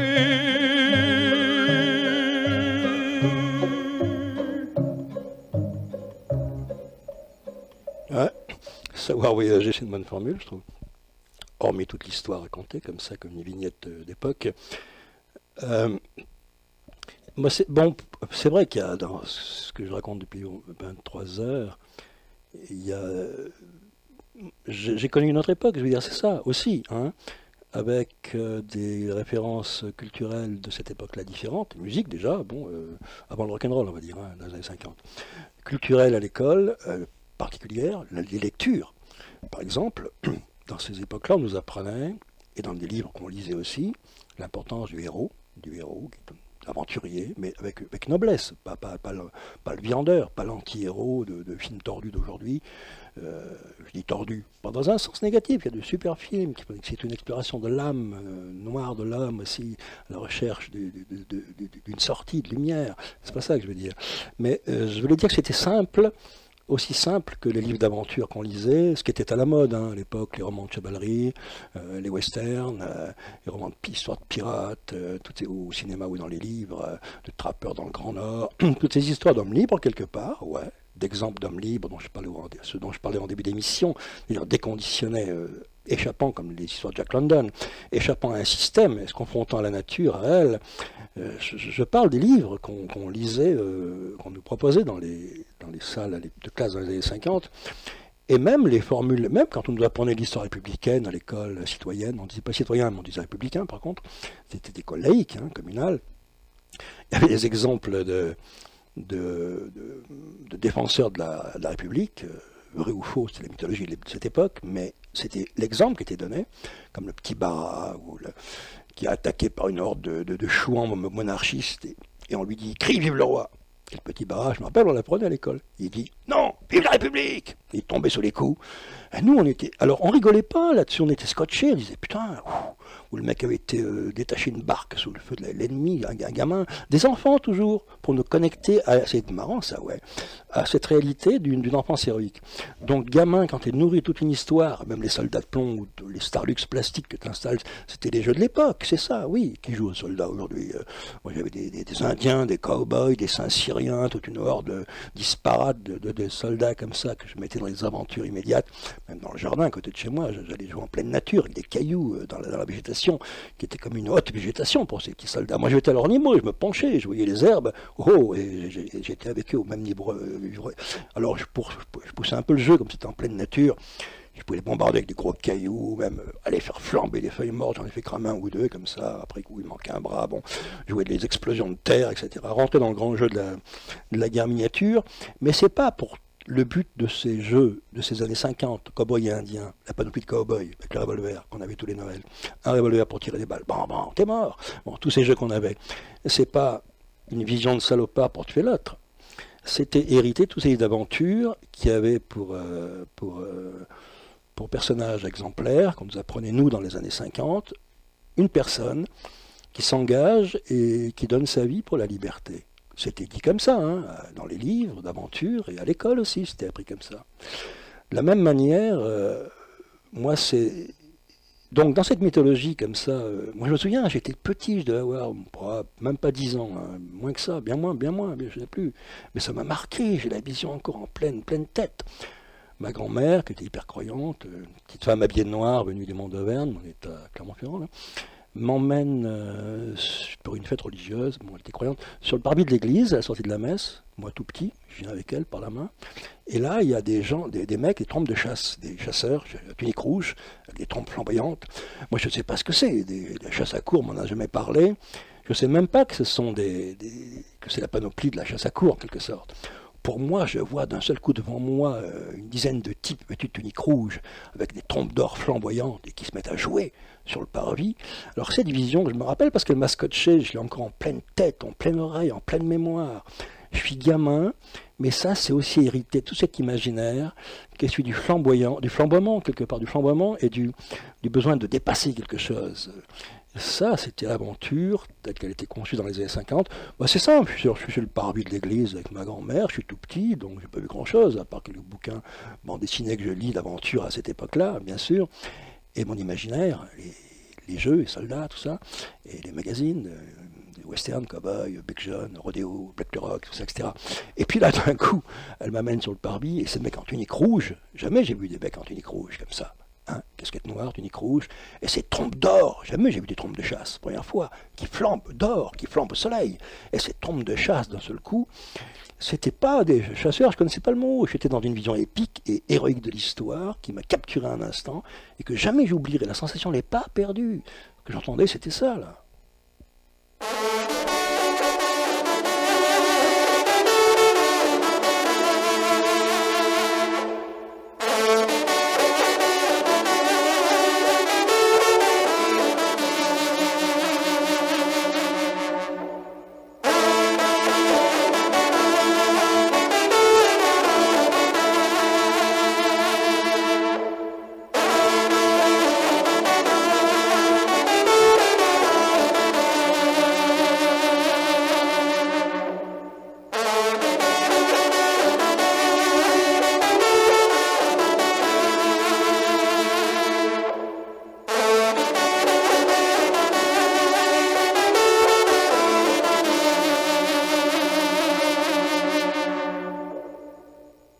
Ouais, je vois que ça sonne toujours comme un appel.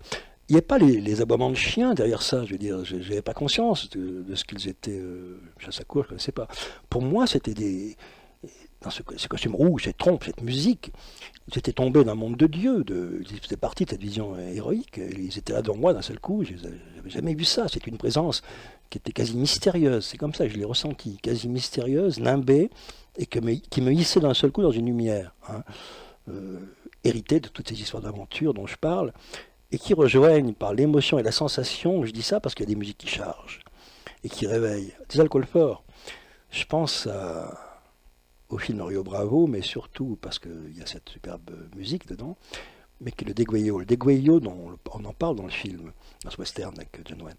Le Degüello, c'est à l'époque au Fort Alamo, avec ses quelques centaines de Texans, est assiégé par des milliers de Mexicains, et va tomber. Il y a David Crockett, le personnage historique qui est là avec ses trappeurs, qui aide les gens du fort pour l'indépendance du Texas, c'est ça, Fort Alamo. Donc cette vision de Fort Alamo assiégé, et sa défense héroïque jusqu'au bout, qui est réelle dans l'histoire, tout le monde la connaît, bien sûr, elle est vraie. David Crockett, le personnage historique qui était sénateur à l'époque, a préféré, après son aventure de coureur des bois, est devenu, par sa notoriété, sénateur à Washington, a quitté le Sénat, a quitté sa fonction de politicien de quelques années, pour venir s'engager avec ceux de Fort Alamo, avec ses trappeurs, comme avant, comme dans l'ancienne histoire. Et il perd la vie ici. Mais alors, pendant que ces mecs sont assiégés, les Mexicains jouent un chant qu'on appelle le Degüello, autour, non-stop, sans arrêt, lancinant, qui entoure le fort d'une musique comme un lavage de cerveau quelque part, plus que ça, un rituel, on va dire, un rituel de guerre, qu'on appelle le Degüello, et qui veut dire pas de quartier. Ça veut dire que ceux qui l'écoutent savent que c'est comme pour les trompes dans la chasse. La mise à mort qui est sonnée, il n'y aura pas de quartier. Et il y a dans le film cette musique, et d'un seul coup, évidemment, c'est une vision héroïque, bien sûr, Mais moi, c'est... Alors peut-être que c'est l'imaginaire que j'ai eu en enfant, je veux dire.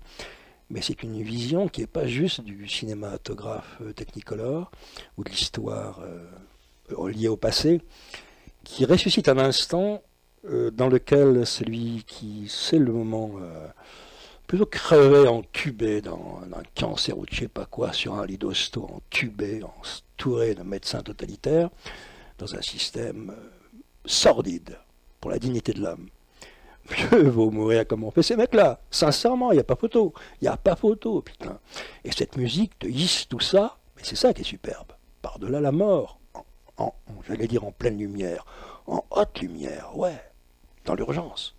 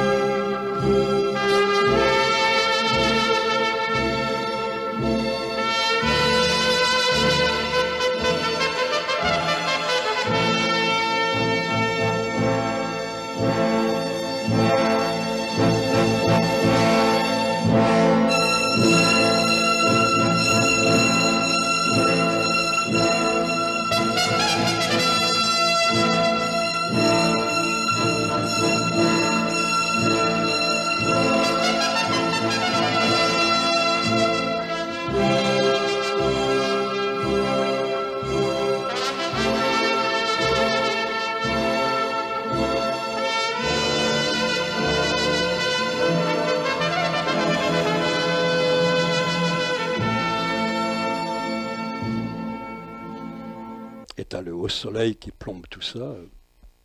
Bon, ça c'est des visions qui restent celles des légendes. Et comme les légendes n'appartiennent plus au quotidien, elles sont rangées dans le tiroir ou des superstitions, ou du folklore, ou du spectacle. Jamais dans la suite de la réalité. En quoi? Parce que les légendes dont on parle, si on en croit ce qu'on en dit, ont été vécues à un moment donné par des êtres présents qui ont forgé cette légende. Hein. Et pareil pour ce qui était avant. Il n'y a qu'aujourd'hui, enfin je dis aujourd'hui qui est assez large, où on ne construit plus de légendes. On l'a gommé cette histoire-là, on l'a gommé. On ne construit plus de légendes de quotidien. C'était même pas une manière de construire une légende, c'était instinctif.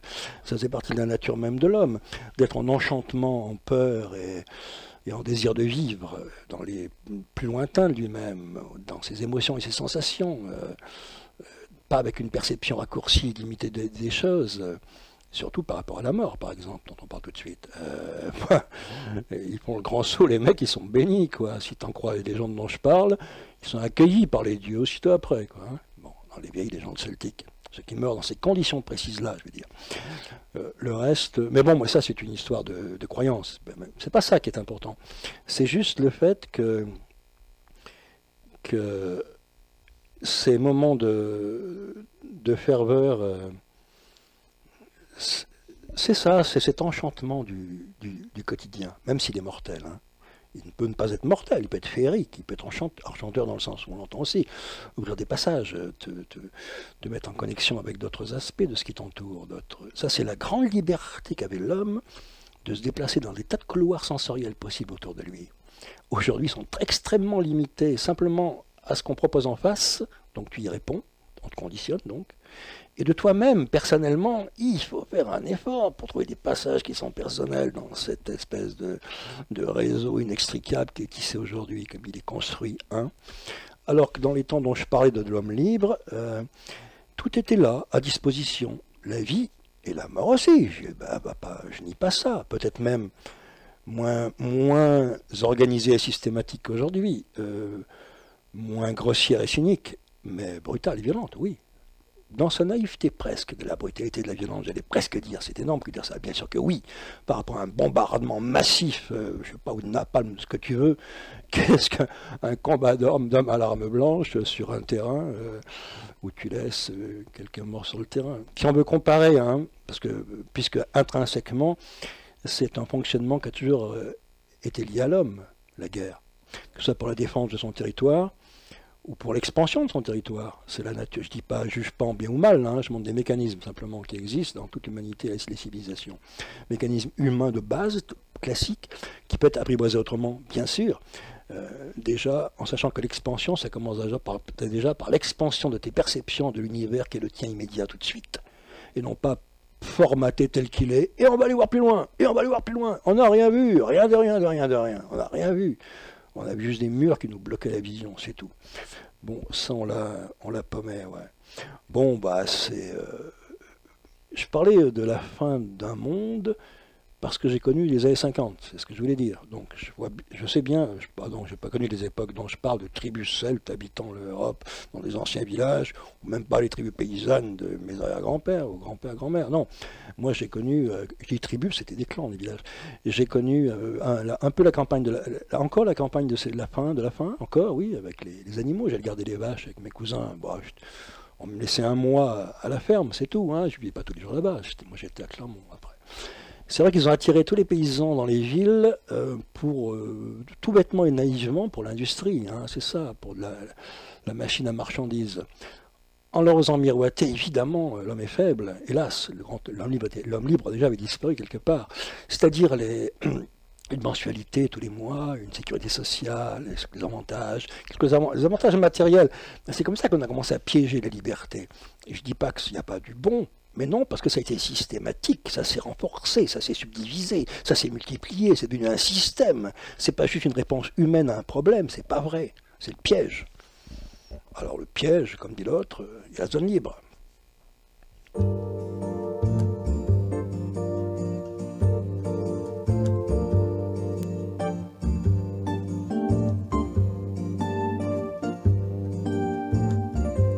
Si tout va volo, et si trop c'est trop, si n'est à venir que l'empire du pire, fourmi au sabot, elle dans le dos, du vent que ça vibre, je passe en zone libre, je sniffe en accro, la poudre des mots, ces façons de fuir, la ligne de mire, l'azur ciao, avec les oiseaux, sous le feu des calibres, je passe en zone libre, ça tourne au fiasco, au grand casino, le monde monsieur, ben se mord la queue,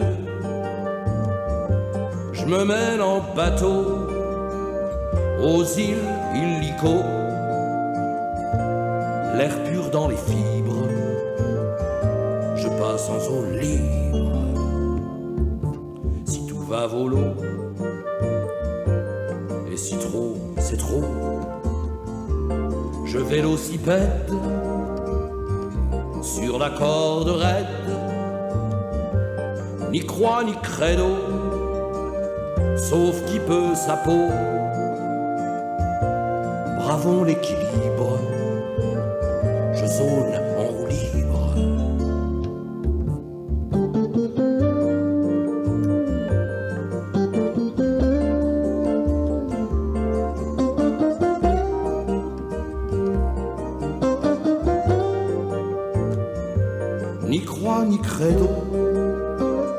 sauf qui peut sa peau. Bravons l'équilibre, je zone en roue libre.